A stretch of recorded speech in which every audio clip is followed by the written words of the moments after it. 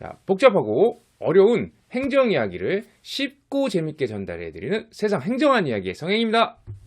네, 이번 영상에서 준비한 내용은 토지보상의 지작물 평가입니다. 네, 이 내용을 준비한 이유는 최근에 저희가 진행하는 사건 중에 한 사업구역에 여러분이 상가 점포를 가지고 계세요. 단독 상가입니다. 그런데 공통적으로 질문하는 부분이 비슷해서 이 내용을 한번 소개를 해드려 볼까 합니다. 네, 이 사업의 특징에 대해서 잠시 말씀을 드리면 이 사업은 도로 확보장 공사입니다. 그리고 주변의 토지는 용도지역이 계획관리지역이고요. 그럼 여기서 이제 유추할 수 있는 건 도로 확보장 공사를 한다는 건 차량 이동이 많다는 거고, 차량 이동이 많다는 거는 주변에 뭔가 볼 게, 먹을 게 많다는 거죠. 그리고 또 하나는 여기가 계획관리 지역이다 보니까 도시 지역보다는 상대적으로 저렴하게 토지를 구매를 해서 어떤 개발 행위를 통해서 상가 건물을 짓는다거나 그런 행위들이 많아요. 그러니까 건폐율이 40%다 보니까 그렇게 이제 도로와 접하 있는 단독 상가 건물들이 많아요. 그래서 이런 곳의 특징은 큰 대형 커피숍이 많고, 그 다음에 음식점, 주차하기 편한 음식점들이 많다는 거죠. 그래서 여기에 있는 상가 대부분들이 어떤 도로랑 접해 있던 농지를 개발을 해서, 그러니까 성토하고 석축을 쌓아서 대지로 이제 형질 변경을 하고 거기에 건축하는 형태의 상가 건물들이 좀 많이 있어요. 그렇다 보니까 여기에 소유자분들이 질문하는 내용들이 공통적으로 좀 비슷하더라고요. 그래서 이 사업구역에서 많이 문의하시는 것 중에 지작물에 대해서만 이야기해 보겠습니다. 네, 지작물 평가에서 단연 핵심은 건물이죠. 건물 가치가 가장 높다 보니까 핵심인데, 그래서 건물부터 이제 먼저 설명을 드려보자면, 건물은 일반적인 토지 매매를 할 때는 토지 가격과 그다음 건물 가격 일체로 해서 그냥 거래를 합니다. 토지 가격 안에 건물 가격이 녹아 있다거나 뭐 이렇게 해서 거래를 하는데, 토지보상에서는 그렇지 않습니다. 토지보상에서는 건물은 건물대로 따로 평가하고 토지는 건물이 없는 상태에서 토지를 평가해서 이제 합평 금액의 보상금을 나오는 거죠. 그래서 건물의 평가는 원가법을 합니다. 이 원가법은 그 원가를 기초로 가치를 추정해서 이제 계산을 하는 거거든요. 그러면 이 원가라는 거는 어떻게 하냐? 이 원가라는 거는 정부에서 발표를 합니다. 그래서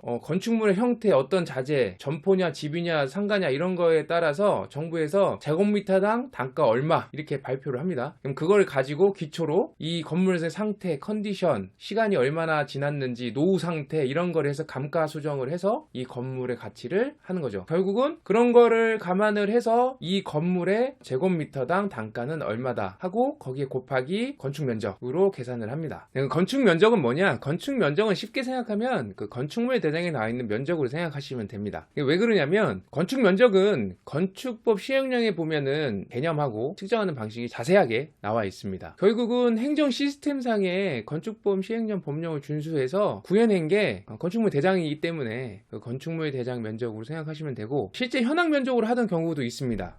제가 아까 원가법에 대해서 설명을 드렸죠. 건물을 평가할 때 원가법으로 평가를 하는데, 결국은 그 원가라는 거는 정부에서 발표한 제조달 원가라는 게 있어요. 제조달 원가를 통해서 감가 수정을 합니다. 그러면 이게 무슨 얘기냐면, 건축물 같은 경우는 시간이 지나면 지날수록 좀 불리할 수 있다는 얘기예요. 그러니까 어떤 재결이나 소송을 통해서 내 건축물을 돈을 증액시키기 위해서 진행을 하면 이런 시간적인 감가 수정이 들어가기 때문에 불리할 수도 있다는 점을 고려를 하셔야 되는 거예요. 그래서 저희 사무소 같은 경우는 예전에는 그런 부분을 한번 분석을 해서 이거는 시간을 끌고 가면은 불리할 수도 있겠다 하는 경우는 이제 건물 같은 경우는 토지와 분리를 시켜서 진행을 하는 경우도 있습니다. 요거는 참고사항을 아시면 되겠고요. 그리고 가추하고 차양에 대해서도 많이 물어보시는데요. 이제 가추는 건물 본체에서 달아낸 거예요. 건물 본체를 이용해서 해를 가리거나 어떤 공간을 만드는 거죠. 그래서 지붕과 외벽의 형태를 갖추고 있는데, 여기서 중요한 거는 본체 건물과 재질이 다른 걸 사용을 해서 어떤 지지를 하거나 달아낸 부분을 이제 가추라고 하고, 이제 차양은 건물 본체하고 상관없이 자체적인 지지대로 지붕을 만드는 거죠. 다만 여기는 외벽과 출입문은 없는 걸 차양이라고 합니다. 담장하고 울타리 차이에 대해서 또 문의를 많이 주셨는데요. 담장은 일단 벽돌이나 아니면 블록조 같은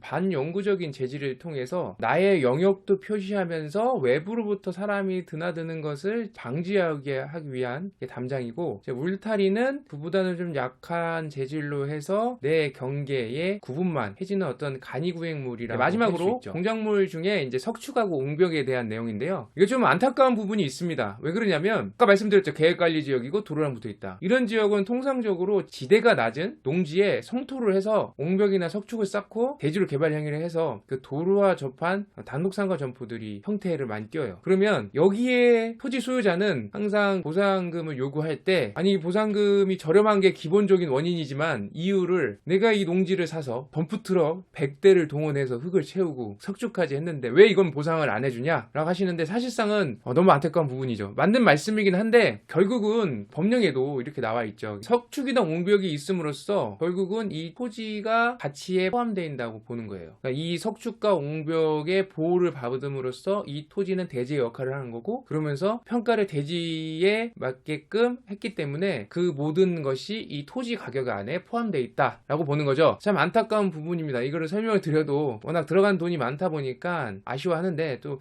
보상받기는 사실상 토지 가격으로 포함이 된다고 그리고 알고 관정입니다. 관정은 규모, 사이즈에 따라서 거의 정해진 금액이 있어서 관정의 보상금을 가지고 다투는 거는 조금 의미가 없고요. 그것보다는 현황 조사 시 관정이 누락됐을 때 관정을 포함시켜달라고 하거나 아니면 혹시 관정이 있는데 폐관정으로 조사가 돼서 빠졌다. 폐관정은 보상을 안 해주거든요. 근데 난 이 관정을 사용하고 있다. 폐관정 아니다. 현황에 포함시켜서 보상을 해달라라고 요구하는 것이 더 좋을 것 같습니다. 토지 보상의 지작물을 검토함에 있어서 가장 먼저 해야 될 거는 누락 요소. 현황에 있어서 누락된 게 있는지를 먼저 파악하는 거고요. 두 번째는 저렴하게 평가된 부분이 어떤 건지 검토하는 거죠. 이게 왜 그러냐면 누락된 거는 명확하게 현물이 현장에 있기 때문에 요청하면 대부분이 포함이 됩니다. 그런데 저평가된 부분은 면밀하게 검토하지 않으면 감액될 수도 있어요. 그래서 뭐 감액이 안 된다고 들었는데 왜 감액되냐라고 반문할 수 있는데 토지하고 지작물이 같이 들어갔을 때 총액으로 따지기 때문에 지작물이 깎이는 경우도 있습니다. 그렇기 때문에 꼭 면밀히 검토를 해서 진행하셔야 돼요. 아까 설명드렸다시피 감가수정이 들어간다는 것은 결국 시간이 지나면 불리하다는 얘기거든요. 그래서 이런 부분을 꼭 검토를 하셔서 지작물에 대해서도 권리를 보장받기를 바라겠습니다.